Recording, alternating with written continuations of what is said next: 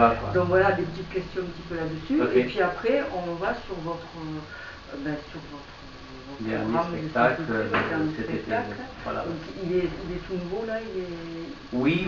La première représentation oui, de cette version-là, oui, parce que c'est un spectacle que j'ai joué déjà 3 fois, mais dans une version unique, si vous voulez, les 30 ans de fou rire. Je reprends, j'évoque de 84 à 2014, voilà, toute la naissance de cet univers. Par contre, j'en avais fait un spectacle, mais qui approchait les 3 heures. Donc j'ai été obligé de le couper en 2, parce que j'avais trop de choses à raconter. Donc j'en ai fait 2 volets, volet 1, volet 2, de chacun à peu près 2h15 à peu près, chacun. Et donc là c'est le volet 1 que je vais présenter, mais qui est tout nouveau, quoi. Voilà. Et après le volet 2, vous le mettez cette Alors le volet 2, je vais tourner d'abord le volet 1, que les gens voient le volet 1, et puis après je passerai au volet 2 dans une prochaine temps. Et donc si vous en profitez pour annoncer votre spectacle, donc il y a celui-là le 16 juillet, mais après vous faites une tournée vers la Bordeaux, vous m'avez dit? Alors je vais en Gironde exactement. Jouer un autre spectacle à l'abordage. Je serai à Pézenas tous les mercredis de juillet et août, ça c'est très important, à l'Illustre Théâtre. Vous connaissez ce théâtre? Non. Enfin, il gagne à être connu. Hein. C'est très beau, c'est un ancien chez viticole. Je voulais juste continuer si vous voulez, mais oui. Comme ça vous prenez place. Je me mets... Vous mettez dans le coin là, comme ça. D'accord. D'accord. Je vais juste prendre un verre d'eau. Vous en voulez un, monsieur? Allez, je veux bien. Et donc là, je vais donc présenter aussi ce volet 1. D'accord. C'est une toute autre zone. Mais même pour annoncer au-delà de la région, hein, on est sur le web, donc on est nationalement et même internationalement. Bien sûr. Donc n'hésitez pas à annoncer. Mais bon, hors de la région, cet été, il n'y a que la Gironde. Alors de toute façon, nous, notre équipe, donc là, on travaille avec Vincent Ribera Organisation. Oui. Donc tous les artistes qui ont dit OK pour l'interview. Et après, on lance en amont les spectacles, quoi. Hein. Donc là, on va dire au journal qui sortira le 14, on va annoncer votre spectacle du 16, oui. et les autres. Et les autres, bien sûr. Tout votre programme. Et de temps en temps, on fait une piqûre de rappel sur les spectacles. Alors là, je vais quand même prendre mon agenda parce que j'ai pas tout en tête, à vrai dire. Le mois de juillet, c'est après. Comme ça, je ne risque pas de me tromper, parce que je reprends aussi un autre spectacle. Il va falloir que je m'excuse, dites-moi, que vous vous mettiez comme ça dans cette position-là. Oui. Puisqu'on va se mettre en face comme si vous parliez comme ça. Hein, moi je vois les bouquins derrière, ça fait une belle image. D'accord, très bien. Alors après, nous, on n'a pas le droit de filmer les spectacles. Donc on ne peut pas venir vous voir dans une salle et prendre... D'accord. Pourquoi? C'est une question de droit d'auteur. Alors vous, c'est un petit peu différent parce qu'il n'y a pas de musique de fond. Non. Donc là, c'est différent. Là, on peut éventuellement venir, que ce soit ou en répétition ou faire une oui, ce qui peut être intéressant, c'est ce qui peut être intéressant, c'est peut-être être un petit peu différent, ça veut dire être avec vous en coulisses pour voir un petit peu la pression qui est un petit peu exercée avant de monter sur scène. Et nous, comme ça, on aurait une image complètement différente des autres où on a le prototype typique, on a caméra devant, le comique qui fait son truc. Là, on verrait un petit peu l'envers du décor. Oui. Il y a un ami, quelqu'un qui est devenu un ami, qui s'appelle Éric de Mulessin, qui était photographe et qui a filmé depuis pas mal d'années, qui filme comme ça ces moments-là, des interviews, qui est en train de concocter un reportage sur mon travail. Donc, en vidéo, hein, donc il y sera aussi. Ah bah, très bien, comme ça on pourra se mais bon, c'est pas... chemin, oui, non, mais moi j'ai pas de problème à ce niveau-là. Ça peut être vraiment intéressant. Là, par exemple, on a interviewé un ado une fois, elle n'a pas souhaité. Oui, parce que oui, c'était sa première, donc elle n'a pas souhaité que vous soyez, que vous filmiez le spectacle, oui. Alors ça doit être différent, parce que Mado, elle a une production au-dessus d'elle, une grosse production qui, je pense, est très très regardante sur ce genre de... Ce qui est normal. Vous n'avez pas de production? Oui, moi j'ai une production, mais c'est moi-même, quoi. Je dirige tout. Non, non, mais ça c'est normal. Moi, je souhaiterais pas non plus que vous filmiez tout le spectacle. Non, mais tout le spectacle, non. Mais par contre, si... c'est mieux de filmer, je pense que c'est mieux de filmer les coulisses parce que on vous voit et on crée un lien. Vous voyez ce que je veux dire? Parce qu'on peut vous dire, alors vous vous sentez comment? Bon, voilà, vous répondez. Alors voilà, ça c'est, il faudra voir aussi le moment, parce que comme c'est un nouveau spectacle, il ne faudra pas que ça me déconcentre trop, tout ça, quoi. On reste en contact après. Quelques minutes, oui. Et puis après. Après le spectacle, non, parce que effectivement elle a raison. Oui, le spectacle, après, c'est une carte de visite, donc on est très regardant sur qui. Moi je fais des DVD, hein, je produis. Ah oui, mais c'est pour ça qu'il faut pas. Mais je produis ce qui me semble bon, quoi. Oui. Voilà, on ne peut pas laisser filmer non plus, parce qu'après on retrouve tout partout, et des fois des choses avec lesquelles on n'est pas très d'accord, point de vue technique par exemple. Oui, non, mais il n'y a pas de problème. De toute façon, le 16 juillet, si vous souhaitez qu'on vienne juste avant faire quelques images. Puis, oui, si vous venez une heure avant, on peut faire une toute petite interview. Après, voilà. Alors, en disant, on se retrouve avec Daniel, qu'on avait déjà eu en interview la semaine dernière. Voilà. Alors Daniel, à une heure du spectacle, ça me voilà. Un genre de choses comme ça. Voilà, quelques minutes, et puis voilà. Hein. Okay. Alors, je regarde ça parce que pour me rafraîchir la mémoire, c'est le 17 et 18. Ah oui, le lendemain de Palavas. Mets-toi comme tu veux. Moi après je règle la caméra. Que tout le monde soit bien. Alors, parfait. Et ensuite,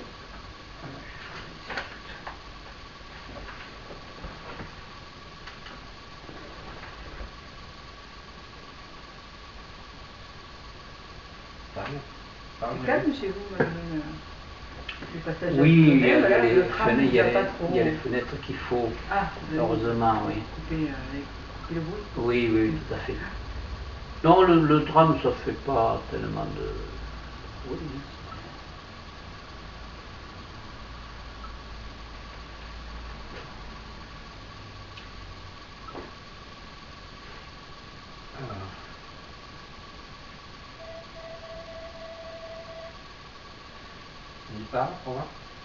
Oui. Alors Daniel Vinalova, bonjour. Bonjour. Vous êtes, vous êtes un humoriste de la région de l'Hérault. Ça va? Ouais, c'est bon. Alors attends.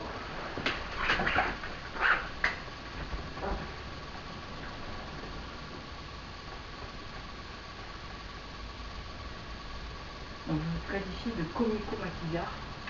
Alors, toujours oui, ça c'est bon, c'est une conception de mon humour que j'ai dégagé au bout de quelques années, bon, parce que voilà.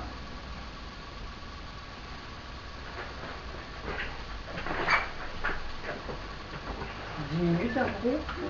Oui, bon, ce que vous voulez. Oui.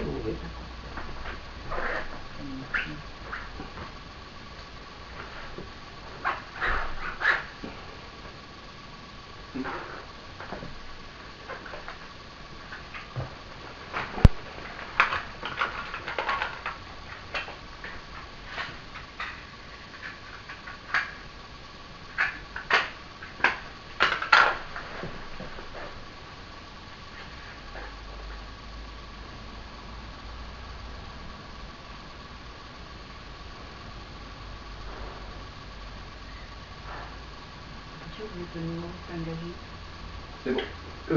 Oui, on peut le dire, c'est pas un problème, et La vérité, mais enfin, je suis engagé à ma façon, disons. Hein.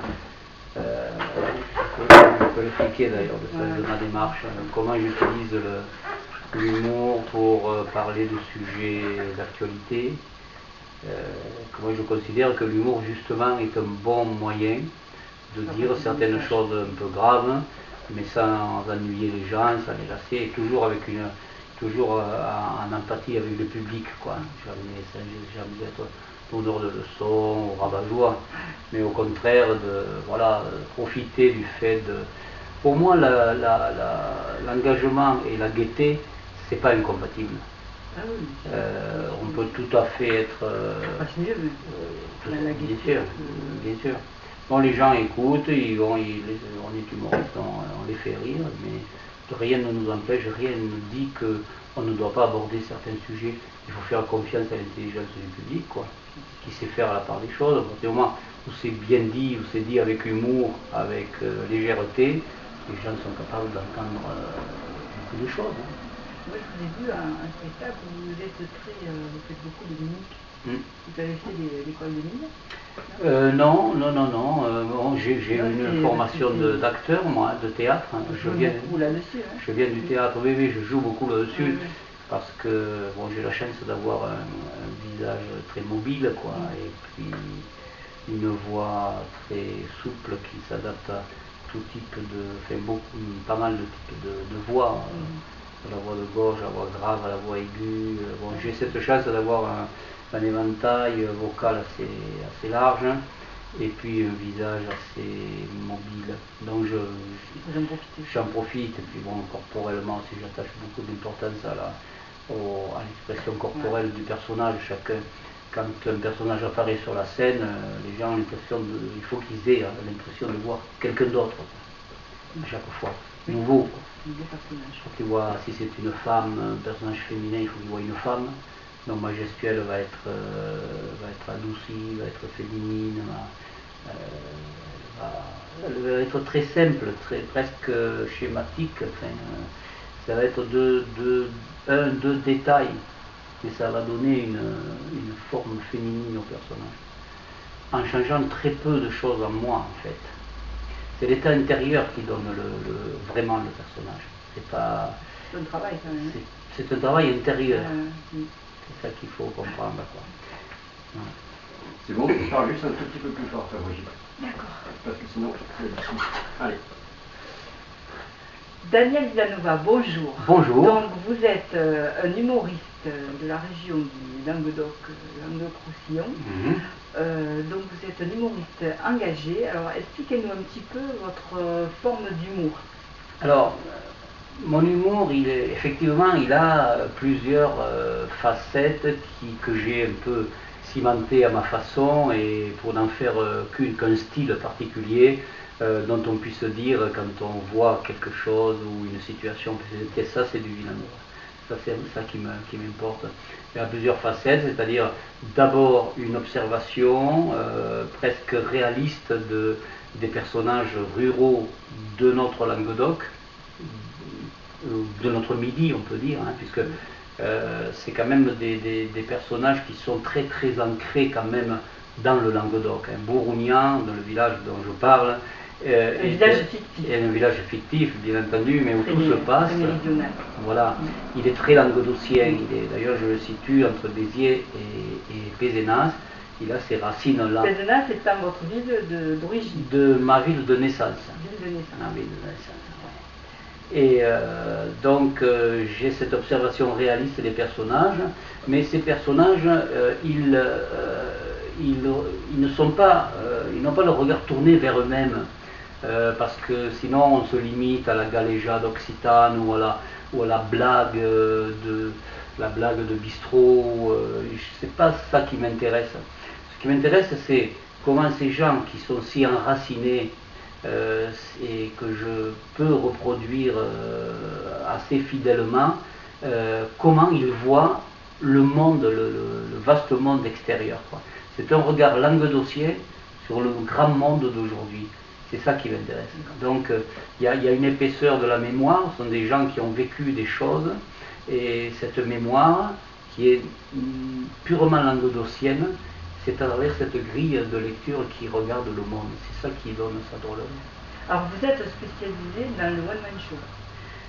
Oui, oui, oui, tout à fait. Depuis toujours ou vous avez eu d'autres périodes? Non, moi j'ai commencé, ma première période ça a été à Paris dans des compagnies professionnelles où je jouais des pièces du répertoire, Bertolt Brecht, Émile Zola, Edmond Rostand, le Marquis de Sade, etc., etc. Et puis en 84, j'ai débuté tout seul, par un premier solo qui s'appelait Entrer sans me frapper. Tout ça, je l'explique, c'est le sujet même de mon nouveau spectacle 30 ans de fou rire. J'explique tous ces débuts. J'ai passé au solo en 84 et depuis, en même temps, le succès que ces spectacles ont rencontré et ma découverte de cet univers, mon attachement à cet univers a fait que 30 ans après, je suis encore là. Alors vous vous qualifiez de comico-maquillard. Oui. Alors pourquoi? Parce que pendant toute une période, j'ai justement pratiqué mon engagement sur la scène n'apparaissait qu'à travers des flèches, des pointes, des phrases, des idées lancées comme ça, tout d'un coup, comme un lance-roquette, quoi. Et puis après, hop, on disparaissait de nouveau dans ce que j'appelais moi la montagne du rire. Hein, c'est-à-dire on enveloppait, voilà, on était de nouveau dans le rire, voilà, et puis de nouveau on descendait sur l'actualité, on remettait un coup. C'était une espèce de tactique de maquisard. Donc vous faites passer des messages par l'humour. Tout à fait. C'est votre tactique. C'est ma tactique. Ouais. Après, on en parlera peut-être plus tard, j'ai un petit peu évolué là-dessus, les derniers spectacles étant un petit peu plus précis sur ce sujet-là, au sujet de l'engagement, mais toujours dans le cadre humoristique, toujours abourunien, toujours avec un personnage. Et personnage, homme ou femme? Tout à fait, homme, femme, jeune, vieux, voilà, j'ai un éventail, j'y tiens beaucoup. Un éventail très large de personnages qui, à chaque fois qu'ils apparaissent, paraissent plus vrais que nature au public. Et vous jouez beaucoup avec des mimiques, avec votre corps? Oui, tout à fait, tout à fait. Oui, le personnage, lui, il est entièrement sur la scène. C'est-à-dire lorsque quand on emploie le mot incarné, un personnage, il faut le prendre dans le sens littéral, c'est-à-dire on devient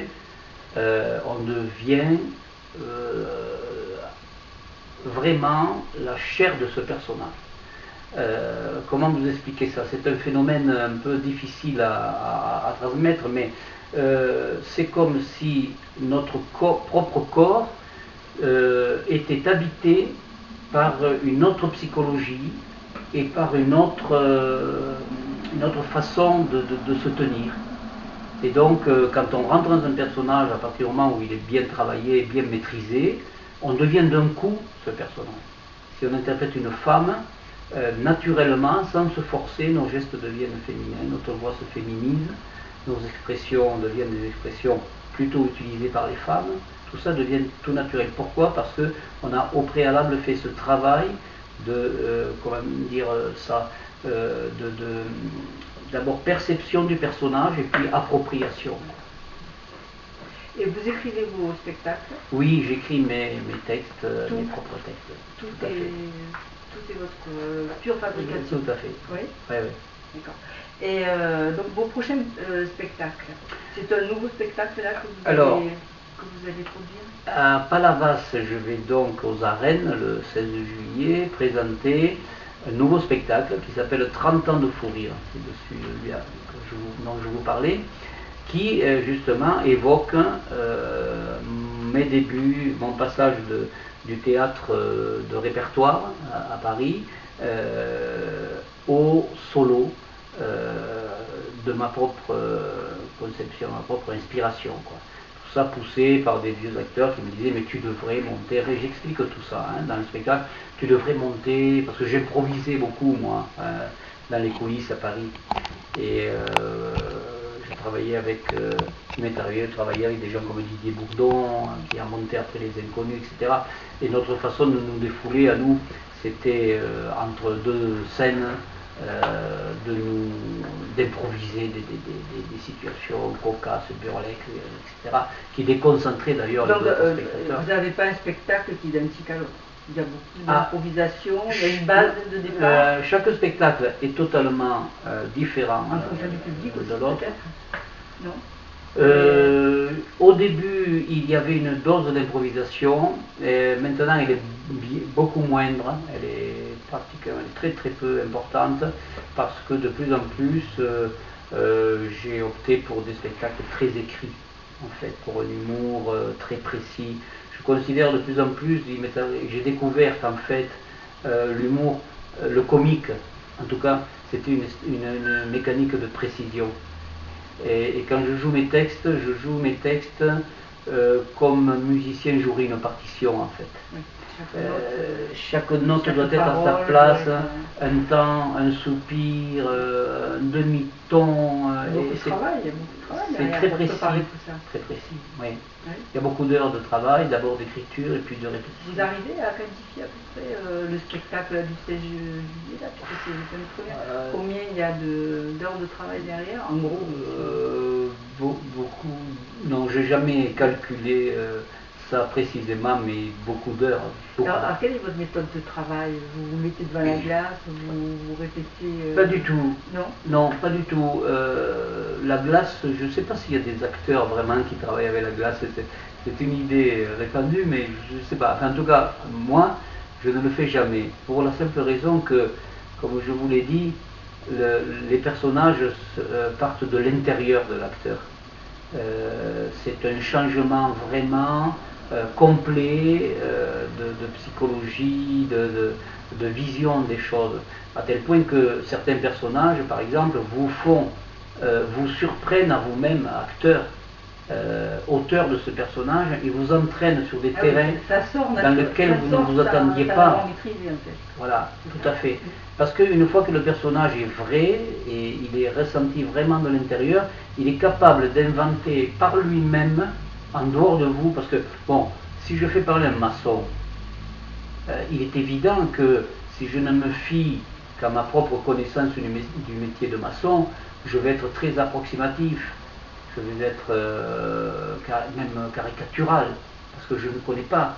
Si je réussis à laisser parler un personnage, ce personnage de maçon dans sa réalité profonde, je vais moi-même me surprendre en découvrant, en découvrant dans le sens de découvrir une réalité à laquelle moi-même je ne m'attendais pas. C'est comme si vous réincarniez. Tout à fait, c'est le personnage qui prend le... Et moi tout mon travail consiste à disparaître moi-même le plus possible pour laisser le plus de place possible au personnage. Si je suis une femme, par exemple, si je représente une femme, il faut, je dois arriver à avoir des réflexions de femmes, ce qui n'est pas évident, parce que... Mais c'est pas par votre observation des femmes, c'est par ce qui sort de vous. C'est par deux étapes différentes, bien entendu. C'est par l'observation, la compréhension, l'empathie avec les personnages que vous représentez. Il faut avoir, évidemment, il faut s'intéresser aux personnages, il faut s'intéresser aux femmes pour pouvoir incarner une femme, il faut s'intéresser aux maçons pour pouvoir incarner un maçon, il faut s'intéresser à un vieux retraité, si vous voulez parler d'un retraité. Et ensuite, il faut les intégrer et les laisser parler, les laisser exister une vie propre. Moi, je suis persuadé, alors des fois c'est un peu déroutant ce que je dis, mais je suis persuadé que le personnage, il m'arrive d'ailleurs d'échanger avec eux. Pour moi, le personnage est quelqu'un qui existe en dehors de moi. Simplement, ce qui se passe, c'est que c'est une appropriation, ce personnage que je rends.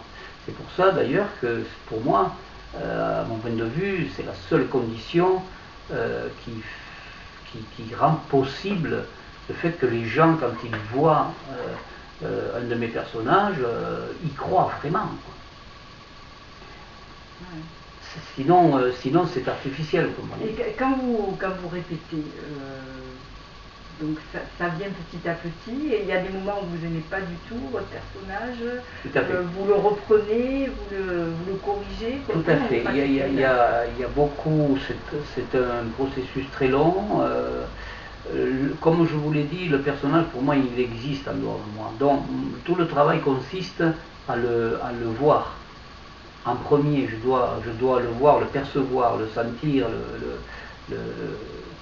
voir comment il se déplace, voir avant de me l'approprier, cette façon de se déplacer, cette façon de regarder, cette façon de parler, les thèmes dont il va parler, selon qu'on ait une chose ou une autre, qu'on ait une profession ou une autre, on va pas du tout avoir le même discours, on va pas avoir les mêmes centres d'intérêt, etc. Donc il faut que tout ça change avec chaque personnage. Il m'arrive parfois de placer le personnage dans des situations qui ne sont pas vraies, pour lui, qui sont construites artificiellement par moi, pour essayer de les faire vivre. Et ça ne marche pas. Il faut que la situation corresponde vraiment au personnage, et de la même façon, on ne peut pas leur faire dire des choses qu'ils ne peuvent pas dire. Ça, j'en ai eu plusieurs fois l'expérience où j'ai été obligé, parce que l'idée que je voulais exprimer me plaisait à moi, je voulais la mettre dans la bouche d'un personnage et ça n'a pas marché. Ah oui, c'est marrant. Ça n'a pas marché parce qu'il ne peut pas dire certaines choses. Et d'ailleurs, moi, le premier, je m'en rends compte, et si je le force à dire quand même ça, le public l'entend que ça sonne faux. Je dis, tiens, ça fait comme une fausse note. Vous avez quel contact avec le public? Vous êtes très proche de votre public? Oui. Quoi qu'il en soit, même que je m'adresse à lui ou non, je suis toujours très à l'écoute du public. Et vous me faites participer dans mon sketch? Je m'adresse à lui, mais je ne le fais pas participer dans le sens où je ne fais pas monter quelqu'un sur la scène, par exemple, ou je ne fais pas taper les mains. Non, ça je ne le fais pas. Le personnage, la fiction, c'est la fiction qui se déroule sur la scène. Le personnage est en empathie avec le public, moi aussi, mais ça s'arrête là, quoi. La scène et puis il y a le public. Par contre, je peux jouer avec le public, bien sûr. Je peux jouer, ça m'arrive beaucoup, hein, avec quelqu'un qui tousse, qui s'étouffe, ou qui éclate de rire. Alors là, je suis capable de l'apostropher. Bon, les gens adorent ça, à partir du moment où ça ne s'adresse pas à eux, vous comprenez. Alors, votre tournée démarre le 16 juillet et elle dure l'été. Voilà, elle démarre en fait plus précisément le mercredi d'avant à l'Illustre Théâtre à Pézenas, où je présenterai aussi le volet 1. De 30 ans de fou rire. Elle continue. Alors donc il y a 2 volets. Il y aura 2 volets. Hein. Pour le moment, je présente le volet 1 à l'Illustre Théâtre à Pézenas tous les mercredis de juillet et août, et la grande soirée évidemment du 16 juillet aux arènes de Palavas, où je présenterai aussi le même spectacle, hein, et qui va être une soirée. Donc 2h15 de fou rire. 2h15 de fou rire pour le premier volet. D'accord. Et ensuite, vous restez localisé sur la région ou... Oui, alors cet été, ça sera l'Illustre Théâtre tous les mercredis à Pézenas, hein, tous les mercredis de juillet-août. Vendredi prochain, samedi prochain, je ne sais plus quelle date on sera, je serai en Gironde, à Sainte-Foy-la-Grande, le pays d'Élysée Reclus, là. Le 11 ou 12, samedi 11 ou 12, je serai dans la Gironde là-bas, pas loin de Bordeaux. Et ensuite je reviens donc pour Pézenas, Palavas, aux arènes le 16. Et ensuite je donnerai 2 représentations exceptionnelles d'un ancien spectacle qui s'appelle Hommage à Lucette, qui sera représenté au Kawa Théâtre. Vous êtes à combien de spectacles là? Vous avez le compte en tête ou pas? Il y en a tellement que c'est... Il y en a beaucoup, il y en a beaucoup, mais bon, je ne sais pas, entre 15 et 20, je sais plus. Et vous en avez un que vous avez préféré à d'autres En général, je les aime tous. Je les aime tous. Oui, je les aime tous. C'est comme quand on me demande quel personnage je préfère. En fait, je les aime tous. Et je ne pourrais pas jouer un personnage que je n'aime pas. Enfin, oui, il faut quand même si c'est un personnage pour lequel je n'ai pas de sympathie vraiment, mais je l'aime quand même. Sinon, je ne le présente pas. Et pour mes spectacles, c'est pareil. Chacun avec sa couleur particulière, sa nuance, sa thématique, chacun son cher, pour la simple raison que c'est toujours dans ce village de Bourgougnan que ça se passe, avec cette communauté villageoise là qui m'apporte énormément de plaisir parce qu'ils me permettent chacun à sa façon de dire les choses de façon humoristique et pertinente. Mais Daniel, on viendra vous voir, on viendra vous retrouver peut-être dans les coulisses. Avec plaisir. Et puis on espère que votre tournée se passera du mieux possible. Et est-ce que vous pouvez nous dire un petit mot pour Happy TV? Oui, bien sûr, très heureux de vous accueillir, de vous connaître, hein, et puis on ne se quitte plus. Merci Daniel. Merci. Bon. Ça va? Oui, très bien. Si c'est pour vous, ça va. Vous avez pu faire passer tout ce que vous vouliez faire passer? Oui. D'accord, très bien. Donc, voilà. On se retrouve le 16, donc on viendra vous voir en coulisses, et puis après je pense que nous regardera sur votre oui, voilà, regardez le spectacle, et puis comme ça, je ne sais pas, vous connaissez un peu le...